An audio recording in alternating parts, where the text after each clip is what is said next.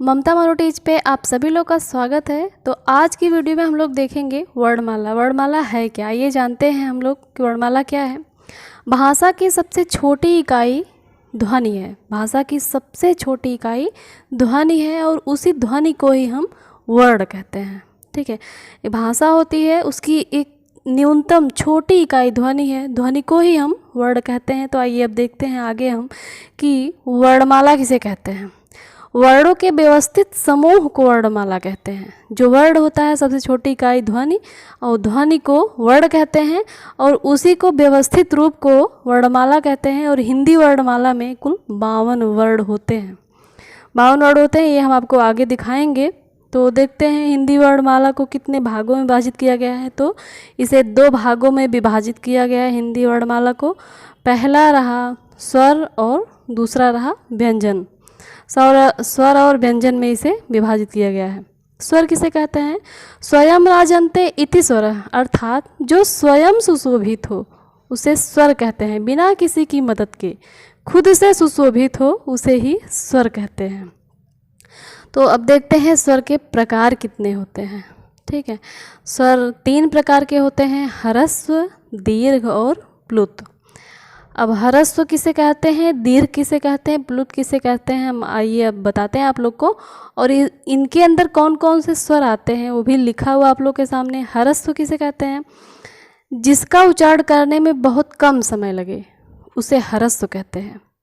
और दीर्घ, ह्रस्व की अपेक्षा दुगना समय जिसमें लगे उसे हम दीर्घ स्वर कहते हैं। और प्लुत में इन दोनों की अपेक्षा ज़्यादा समय लगे, जैसे ओम। अगर किसी को बुलाना हुआ प्लुत में बुलाते हैं, जैसे कहते हैं कि सुनो, हरी, धीरे से बुलाते हैं तो इसे ही कहते हैं जैसे ओम। ज़्यादा उच्चारण करने में ज़्यादा समय लग रहा है तो इसे प्लुत कहेंगे। अब देखते हैं कौन कौन से स्वर आते हैं। ह्रस्व में देखिए अ, ई, उ और री आ रहा है। और दीर्घ में दीर्घ आ आएगा और दीर्घ ई और दीर्घ उ, ए, ऐ, ओ, औ, इतने दीर्घ में आएंगे। अब आप देखेंगे ह्रस्व की अपेक्षा दीर्घ के स्वरों के उच्चारण करने में ज़्यादा समय लग रहा है।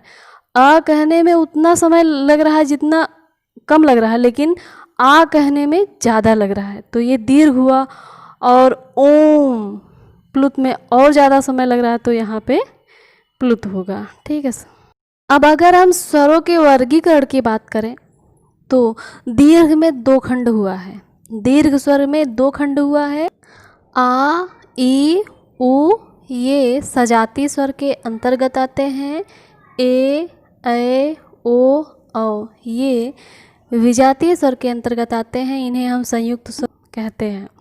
ठीक है, इन संयुक्त स्वरों का निर्माण कैसे हुआ हम आगे आप लोग को बताएंगे। ठीक है, और 2 स्वर और आते हैं जो कि अयोगवाह कहे जाते हैं, जिन्हें हम अंग और अह कहते हैं। इनका जो चिन्ह है वो भी हम आप लोग को दिखा देते हैं कि ये रहा इनका चिन्ह। तो देखते हैं संयुक्त स्वरों का निर्माण कैसे हुआ। ठीक है, संयुक्त स्वरों का निर्माण हुआ कैसे। पहले आप लोग को मैंने दिखाया कि संयुक्त स्वर कितने हैं। संयुक्त स्वर 4 हैं, ए, ऐ और ओ, औ। ठीक है, तो इनका निर्माण कैसे होता है आइए हम देखते हैं। आ और ई मिलकर के ए का निर्माण होता है। ये गुण संधि के माध्यम से होता है और संधि की वीडियो मैंने पहले बना रखी है, वो आपको डिस्क्रिप्शन में मिल जाएगा, अगर देखना है तो आप देख सकते हो।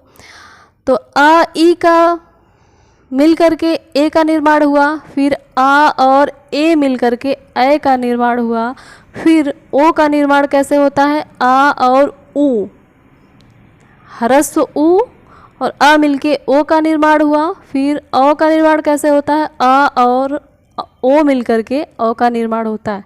तो ए, ऐ और ओ, औ का निर्माण कैसे हुआ आप लोगों ने देखा। तो आइए हम स्वरों का उच्चारण स्थान देख लेते हैं कि स्वरों का उच्चारण स्थान कहाँ कैसे होता है। ठीक है, तो आप लोग के सामने एक चार्ट बना हुआ है जो कि आप लोग देख पाएंगे। 11 स्वर हैं और 11 स्वरों का कैसे कहाँ उच्चारण स्थान है। 2 तो अयोगवाह है, अंग और अह।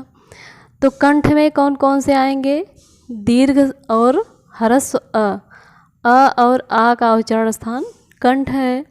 तालु में ई और ई, ह्रस्व ई और दीर्घ ई, मूर्धा में रे आएगा, और ओष्ठ में ऊ और ऊ, मतलब दीर्घ ऊ और ह्रस्व ऊ, और कंठ तालव्य में ए और ए, और कंठ ओष्ठ में ओ और औ। मैं आप लोग को अपनी अगली वीडियो में स्वर और व्यंजन का मिला के उच्चारण स्थान बताऊंगी, ठीक है, तो आप लोग वहाँ अच्छे से ज़्यादा समझ पाएंगे। मैंने आज वर्णमाला को बताया, वर्णमाला का एक भाग स्वर के बारे में बताया, स्वरों का उच्चारण स्थान बताया। तो अगली वीडियो मेरे व्यंजन पे रहेगी, आप लोग बने रहिएगा। और जाते जाते एक सवाल रहा मेरा आप लोगों से, ठीक है, अगर आप लोग मेरी वीडियो अंत तक देखें तो ज़रूर इस सवाल का जवाब देंगे मुझे कमेंट में। जितने लोग देंगे तो मुझे समझ में आएगा कि इतने लोग मेरी वीडियो अंत तक देखें, ठीक है। आप लोगों से मेरा सवाल यही रहा कि क मैंने लिखा, ठीक है, क लिखा हुआ है, इस क को आप क्या कहेंगे, वर्ड या अक्षर? कमेंट में सब लोग ज़रूर बताएगा, जिसे पता हो। जिसे नहीं पता हो तो मैं अपनी वीडियो अगली वीडियो में व्यंजन में इसे ज़रूर बताऊंगी कि ये क वास्तव में है क्या, वर्ड या अक्षर, ठीक है। अगर जिसे अक्षर लगता है कि ये अक्षर है तो चार्ट में वर्णमाला क्यों लिखा जाता है? अक्षरमाला होना चाहिए ना। और अगर ये अक्षर नहीं है तो वर्ड कैसे है? ये सब जानने के लिए बने रहिए मेरे साथ ममता मनो टीच पे। मेरी अगली वीडियो का इंतज़ार कीजिए, इन सवाल का जवाब मिलेगा आपको। धन्यवाद।